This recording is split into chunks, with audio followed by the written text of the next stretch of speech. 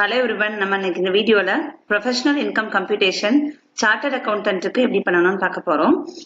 Professional income கம்ப்யூட்டேஷனோட format நம்ம already பார்த்ததுதான்.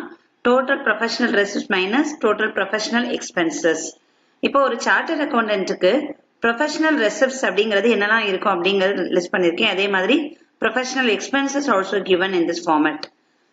Professional receipt includes audit fees, income from accountancy work, institute fees. இப்போ உங்களே வந்து ஒரு இன்ஸ்டியூட் ரன் பண்றாங்க, ப்ரொஃபஷனல் கோர்சஸ்க்கு கிளாஸ் எடுக்கிற ஒரு இன்ஸ்டியூட் ரன் பண்றாங்க அப்படின்னா அப்ப அதுல இருந்து வர fees institute fees, then examiners fees, gift from clients if any, consultancy services, then any other professional receipts. So the total எழுதிக்கணும். Then professional expenses of a chartered accountant includes office expenses, institute expenses, cost of books, motor car expenses relating to professional work, membership fees, depreciation on office equipment, car, etc.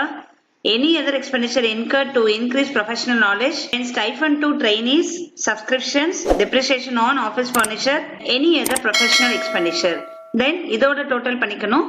Total professional ரெசிப்ட்ஸ்ல இருந்து total professional expenses minus பண்ணி வரதுதான் taxable professional income.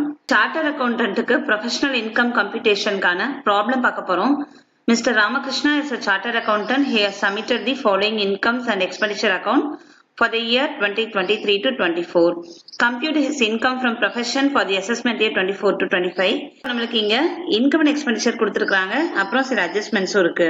Professional income computation-ல first நம்ம professional receipts எழுதணும். அப்ப receipts அப்படிங்கிறது இந்த அக்கௌண்ட்ல income side இருக்கு. அப்ப இந்த அக்கௌண்டோட இன்கம் சைடு 1 by 1 பார்க்கணும். எதெல்லாம் ப்ரொஃபஷனல் ரெசிப்ட்ஸோ அது எல்லாமே இங்க நம்ம 1 by 1 எழுதணும். இன்கம் சைடுங்க first item audit fees. Audit fees அப்படிங்கிறது ஒரு ப்ரொஃபஷனல் ரெசிப்ட். அப்போ அதை நம்ம இங்க இன்க்ளூட் பண்ணிக்கணும். 3 lakhs. Next financial consultancy services. That is also a professional receipts, so that should also be included for this calculation.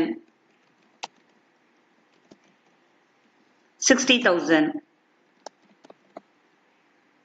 Next income side கொடுத்திருக்கிறது interest on deposits in a bank. Interest அப்படிங்கிறது ஒரு professional receipt கிடையாது. அவங்க deposit பண்ணதுக்கான interest earn பண்றாங்க. That is not a professional receipt. அப்போ இதை இங்க இக்னோர் பண்ணிடலாம். Then dividend on units of UTI. உங்களோட இன்வெஸ்ட்மெண்ட்டுக்கு டிவிடெண்ட் ஏர்ன் பண்றாங்க. It is also not a professional receipt. அப்ப இதையும் இக்னோர் பண்ணிடலாம். Next one accountancy work. Accountancy work அப்படிங்கிறது ஒரு ப்ரொஃபஷனல் ரெசிப்ட். அப்போ அதுக்கான அமௌண்ட்டை இங்க நம்ம இன்க்ளூட் பண்ணிக்கணும். 32,000.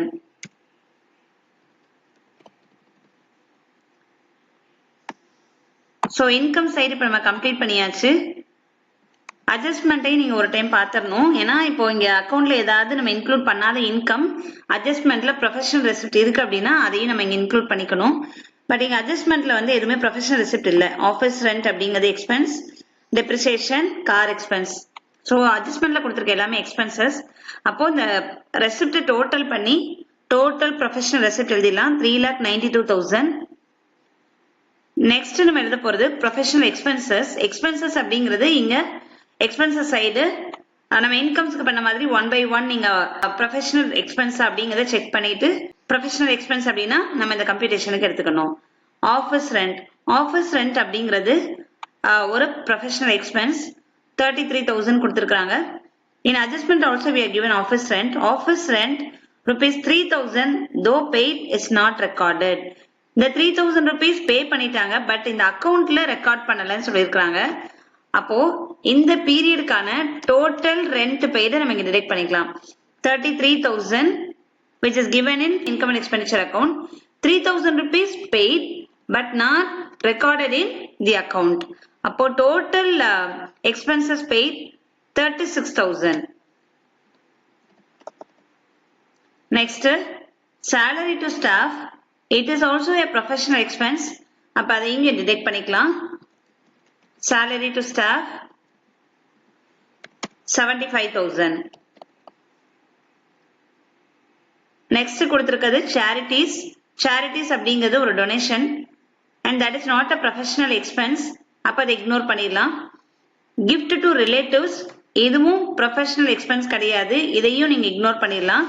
நெக்ஸ்ட் கொடுத்திருக்கிறது subscription to journals. Subscription to journals is a professional expense. அப்ப அதை இங்க டிடெக்ட் பண்ணிக்கலாம். இங்க ஜேர்னல் அப்படிங்கிறது ப்ரொஃபஷனல் ஜேர்னல் அப்படிங்கிறது மென்ஷன் பண்ணல.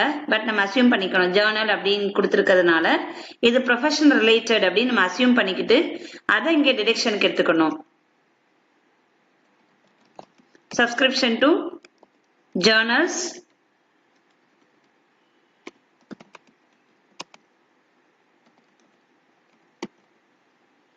$2,400.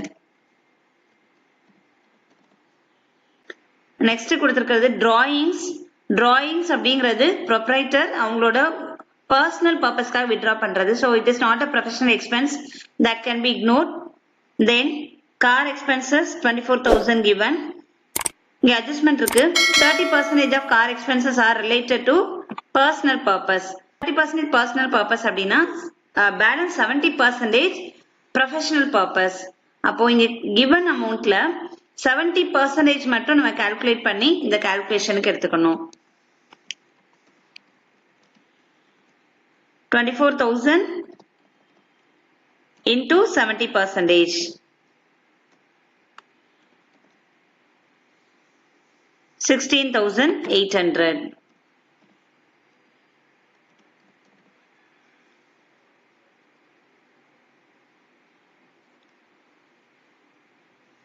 Next, household expenses 8,600. It is not a professional expense.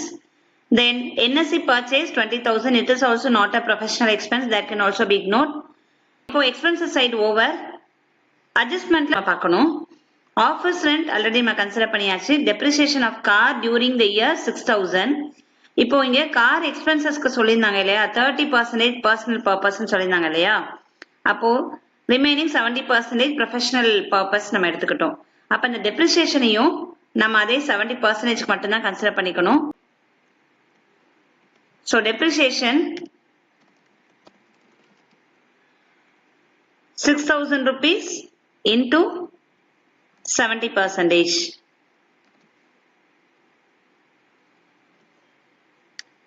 70% calculate பண்ணீங்க அப்படின்னா 4,200. டோட்டல் 1,34,400. ஸோ இங்க ப்ரொஃபஷனல் இன்கம் அப்படிங்கிறது total professional receipt minus total professional expenses. அப்போ இது ரெண்டுக்கும் டிஃபரன்ஸ் போட்டீங்க அப்படின்னா 2,57,600 you will get. So 2,57,600 அப்படிங்கிறது தான் taxable professional income. இப்போ நம்ம இந்த வீடியோல பார்த்த ஃபார்மேட்டும் ப்ராப்ளமும் கிளியரா புரிஞ்சிருக்கும்னு நினைக்கிறேன். Thank you for listening.